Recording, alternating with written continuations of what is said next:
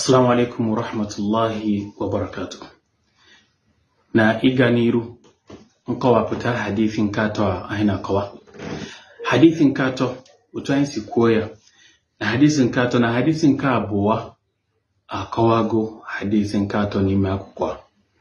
Maka na hadithin ka abụọ site n'ime hadithin ka abụọ kọwara na ọ kọwara na anyị ihe bụ al-Islam.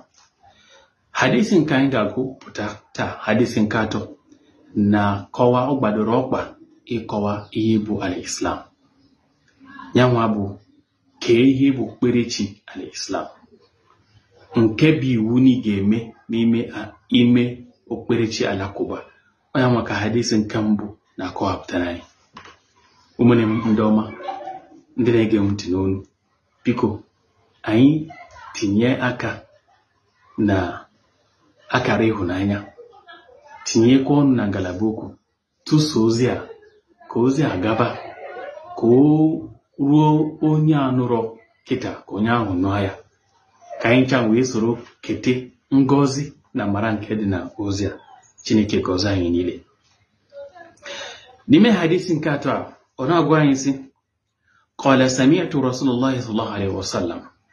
Ya nwa bụ Abdullahi nwa Maazị Umar bin Khattab bụ onye na-agwa anyị na ya nụrụ ebe onye ozi nke Chineke na-ekwusi ya ebe ọ na-ekwusi buniya al-Islam ala khams, na okpukperechi al-Islam na Chineke rụrụ ya, Chineke gbadoro ya, Chineke mere ka okpukperechi al-Islam nwee ọgadi ise nke bụ iwu na onye ọbụla na-ekpe okpukperechi Alakụba na onye ahụ ga-eme ya otu ike ra ya. Ọgadi nke mbụ bụ ihe bụ iwu n'elu gị dịka onye bụ onye okpukperechi al-Islam bụ shahadatu an la ilaha illallah. Ị ga-agba akaebe, ị ga-ekweta n'ime ala mmụọ mkpụrụ obi gị na ọ dịghị iche ọzọ a ga-efe karịa Chukwu okike abịa mụra, nyanwa bụ Allah, chikere n'ukera na kere ihe niile, wa anna Muhammadan Rasulullah. Ị ga-agba akaebe, kweta n'ime ala mmụọ mkpụrụ obi gị na Muhammad bụ onye ozi nke Chineke. Ị ga-enwe okwukwe n'ebe ọ nọ, ị ga-ekwete na ya na ọ onye ozi ka ọ bụ. N'ime nke a, na anyị ga-afụ na Quran gbadokwere ụkwụ, nwere ihe Quran kwuru gbanyere maka shahada.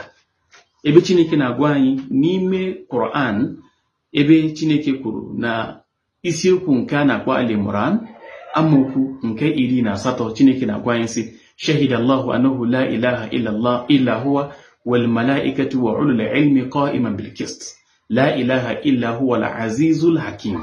Na Chineke gbara akaebe si na o nwere oche ọzọ tosiri ka a na-enye ihe ofufe karịa ya bụ Chukwu okike abịa mụra Allah. Na ndị mmụọ ozi niile kwetara na Chineke bụ sọsọ chi ofu ka a ga-efe. Ndị niile nwekwara amamihe n'ime ndị mmadụ, ndị nwere amamihe nke okwukwe, na ha kwetara sị na Chineke bụ ofu ka ọ dị, sọsọ naanị ya ka a ga-efe. Chineke sọsọ ya ka a ga-efe, ya bụ chi eze ka ọha kere ihe niile, macha maka ihe niile.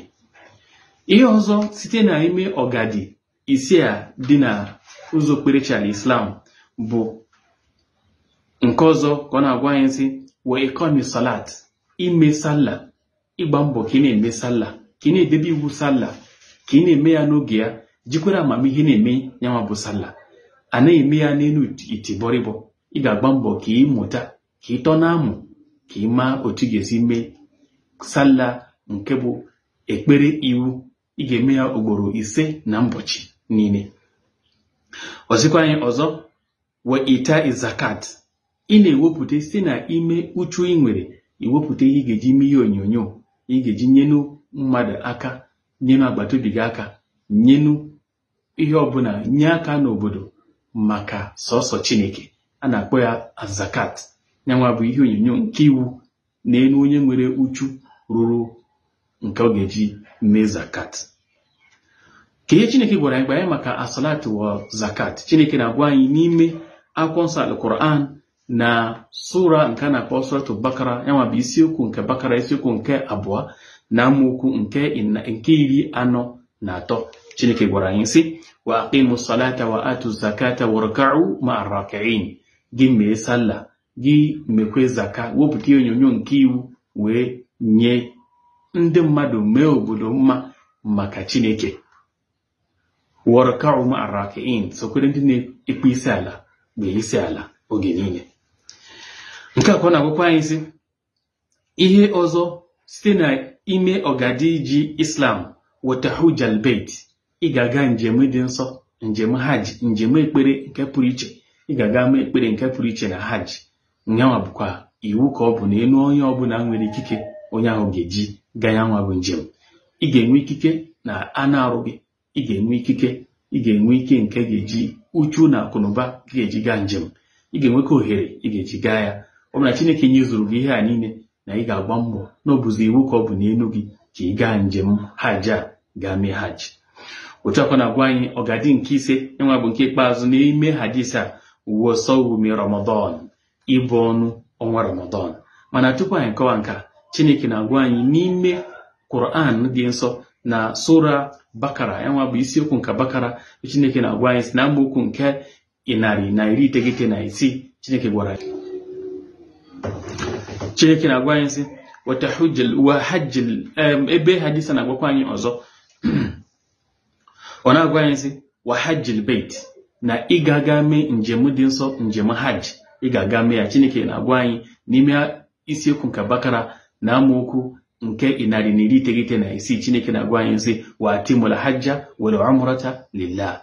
Gị ga mee ekpere hajj, mekwa ekpere umra maka Chineke. Hajj bụ ekpere nke pụrụ iche ka na-aga ime ebe ahụ. Nke ikpeazụ site na ime ọgadi ise ji Islam bụ wasomi Ramadan, ịbụ ọnụ n'ime ọnwa Ramadan. Ọnwa Ramadan bụ ọnwa nke 9 na agụmagụ ọnwa nke al-Islam. Yanwa bụ ọnwa eluigwe, na ọnwa ahụ ruo n'ala na muslim ụwa niile dum ga-agba mbọ ka ha bụ ọnụ Ramadan, nọ nsọ na-eme ekpere nke pụrụ iche n'ime ọnwa Ramadan. Chineke na-agwa anyị n'ime Quran sị banyere maka ọnwa Ramadan na sura Bakara, yanwa bụ isiokwu nke Bakara na amaokwu nke 183. Chineke na-agwa anyị sị ya ayyuhalladhina amanu kutiba alaykumus siyam kama kutiba ala alladhina min qablikum la'allakum tattaqun. Unu bụ nwere okwukwe n'ebe Chineke nọ, na Chineke mere ka ịbụ ọnụ Ramadan bụrụ iwu n'ebe unu nọ. Otu Chineke si mee ebumọnụ ka ọ bụ iwu n'elu ndị ikwu na ibe garagoro aga tupu na anyị nwa abịa, ka anyị ga-esoro na ndị Chineke gọziri agọzi, ndị na-atụ ụjọ Chineke, ndị na-edobe iwu Chineke nsọ oge niile. Nke a bụ nkọwa hadith nke atọ site na ime arba'una hadith. Ọgadisi anyị kwuru maka ya bụ shahadatu an la ilaha illallah, ịgba akaebe na sọsọ Chineke ka a ga-efe, nakwa na Muhammad bụ onye ozi nke Chineke. Ime sallah, inye ihe onyinyo, yanwa bụ zakat nke iwu. Ịgba mbọ ka ị gaa hajj, ọ bụ na ị nwere ike ga-eji gaa hajj. Ịgbakwa mbọ ka ịbụ ọnụ Ramadan, ọ bụ n'oge Ramadan eruo, igbo ya soro ndị na-eme ya mee ya. Mana nke kachasị ibe ya bụ na ị ga-eji amamihe wee mee ya niile, anyị eme ya n'elu tikpọrịbọ. Biko gbaa mbọ ka ịtọ na-amụ nwanne m nwoke, maka na ọ niile amụ na Chineke ga-enye gị amara na ngọzi ga-eji wee mụta. Nke a bụ otu ọrụ anyị n'ọnụ kịta. Biko tinye na ya aka n'akara ịhụnanya, tinyekwa okwu na ngalaba okwu, tụsa ozi a ka Chineke gọzie anyị niile. Ise, assalamu alaikum warahmatullah.